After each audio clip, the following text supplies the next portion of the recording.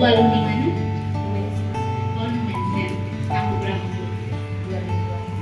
2008 ya. Saya dulu S1-nya tahun 2006. S2-nya saya 2 kali, pertama mengambil humaniora, applied linguistik, keduanya juga mengambil SPT.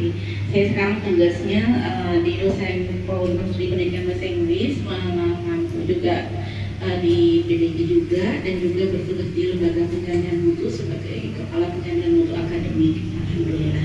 Jadi hari ini sharing session saja ya Bu, terkait dengan bagaimana sih pembelajaran bahasa Inggris yang seharusnya secara kontekstual diterapkan di sekolah begitu. Artinya isu ini diangkat kenapa? Karena kebanyakan pembelajaran bahasa itu sudah bertahun-tahun dilaksanakan dari mulai basic dasar, PAUD sudah mulai dikenalkan, SD sudah semakin mantap untuk kosakata dasar dan ungkapan dasar, sampai dengan SMA dan juga perguruan tinggi.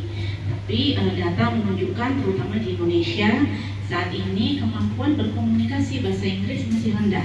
Implementasi dan juga asumsi para peserta didik dan juga alumni terhadap bahasa Inggris itu mindsetnya belum terlalu maksimal terhadap pembelajaran bahasa Inggris dan kompetensi bahasa Inggris, yang pada dasarnya bahasa Inggris itu adalah tetap bagian daripada linguistik, ilmu kebahasaan dan komunikasi. Yang namanya bahasa bagian dari budaya.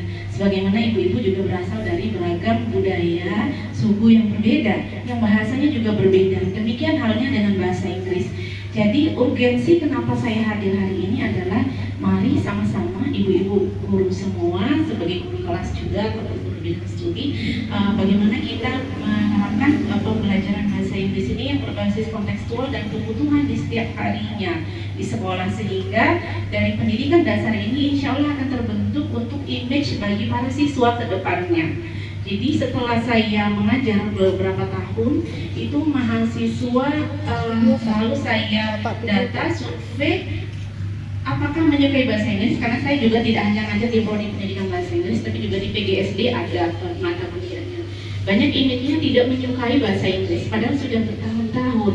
Tentu ini ada yang kurang pas kan ibu-ibu sekalian. Mungkin perlu di sini untuk sedikit banyaknya kita membiasakan sebagaimana budaya itu terbentuk dari sebuah kebiasaan yang mengharapkan. Nah hari ini hadirnya tentang kontekstual English learning, ini yang saya sampaikan yaitu solve problem. Yang pertama itu tentang irrelevant material, di mana materi-materi itu yang sering kita pelajari sedikit banyak kadang kurang kontekstual. Kontekstual dalam artian yang dialami siswa kesehariannya dengan yang dipelajari tidak sesuai.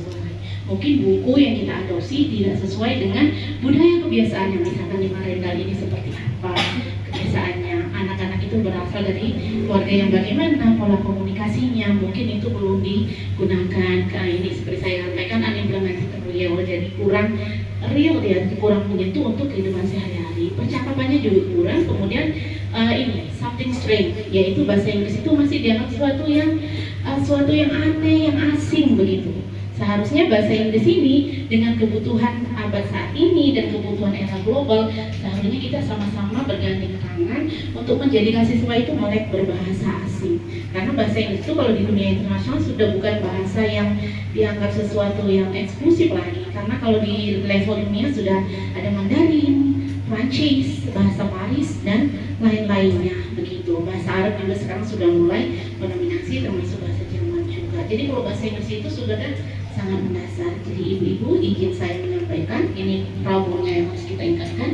Nah, untuk melancarkannya sebetulnya Bapak Ibu, karena ini adalah konteksnya bahasa, kelancaran itu berasal dari intensif pembiasaan. Jadi walaupun ibu-ibu tidak berlatar belakang bahasa Inggris keilmuannya, bisa dimulai dari percakapan mendasar. Misalkan dari menyapa ketika pagi masuk gerbang jumpa siswa, mungkin bisa dimulai dengan good morning students, good morning, give your best smile, smile. Setidaknya kata-kata dasar itu bisa diterapkan sehingga siswa termindset, oh bahasa Inggris itu bukan sesuatu yang harus buka kamus, nulis. Kekeliruan yang sering terjadi, nulis di kelas, buka kamus, sementara siswa pelafalannya belum tahu, bunyinya belum tahu, dan penggunaannya apalagi.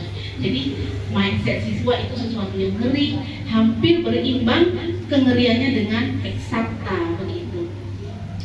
Padahal kalau sudah ngerti, apalagi tuh accent-accentnya dengan beberapa accent mungkin British kah, American kah gitu, stylenya lihat-lihat kartun. Mungkin kalau belajar matematika ditunjukkan video dengan berbahasa Inggris yang basic-basic, cerita lucu, sehingga nanti mungkin tamatan dari sekolah ini lebih mantap, sekolah negeri. Jadi walaupun di sini bergandengan beberapa, tapi ada ciri khas dari sekolah ini, misalkan begitu.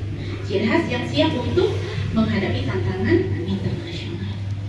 Gitu, era global ya Bu. Kemudian ini primary goals itu speaking naturally, maksudnya supaya siswa itu sebagaimana saya sampaikan tadi nggak ngomong itu sendiri, hanya mengerti di tulisan dan bacaan serta buku. Tapi dari ibu-ibu semuanya dimulailah untuk mengutarakan yang mulai dari yang paling sederhana, menghitung. Ayo kita mulai kerjakan 5 menit lagi. Kita ganti dengan apa? 5 minutes more. Come on, 5 minutes more. Hurry up.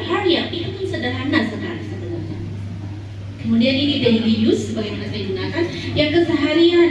Did you have breakfast? Jadi udah sarapan anak-anak, selamat pagi, semangat, tapi ganti dengan good morning. Did you have your breakfast? Gitu, smile, don't forget to smile. Breakfast diulang-ulang. Jadi anak-anak ikut breakfast. Jadi sambil main-main, jam istirahat juga bisa mengulang mindsetnya gitu. Karena dalam struktur pembelajaran bahasa yang utama itu mengenali bahasa dari listeningnya, dengerin. Sebagaimana anak bayi itu kan mulai komunikasi itu dari menyimak, mendengar dulu baru bisa berbicara.